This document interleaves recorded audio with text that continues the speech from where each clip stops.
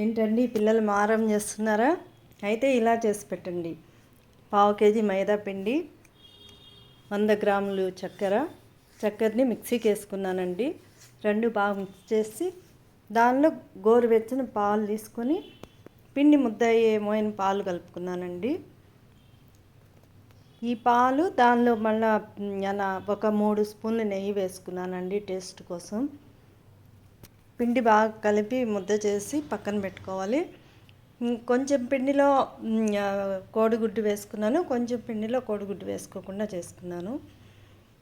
ఇలా చపాతీ పిండిలా రుద్దుకొని మనకు నచ్చిన మోడల్లో నేనైతే బాటిల్ మూతతో రౌండ్స్ చేసుకున్నాను. ఒక్కొక్కరు ఒక్కోలా చేసుకుంటారు. మనకు నచ్చిన మోడల్లో కట్ చేసుకొని ఆయిల్లో వేయించుకోవడం. ఇది వేరే మోడల్లో కట్ చేసుకునేదానికి చపాతీ పిండిలా రుద్దుకొని ఇలా కట్ చేసుకుంటున్నాను. పిల్లలు ఇష్టంగా తింటారు. వాళ్ళకి చేసి పెట్టే బాధ్యత మనకుంది కదండి. ఏదో ఒకటి చేసి పెట్టాలి.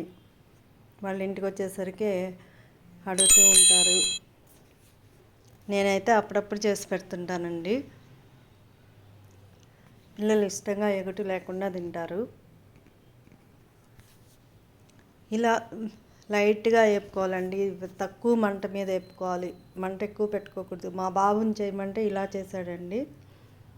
ఇలా ఉండాలి, చూడ్డానికి తినాలనిపించేలా ఇలా ఉండాలి. చాలా టేస్ట్గా బాగుంటాయి. మీరు ట్రై చేయండి. మీకు నా వీడియోలు నచ్చితే లైక్ చేయండి, సబ్స్క్రైబ్ చేయండి ఫ్రెండ్స్.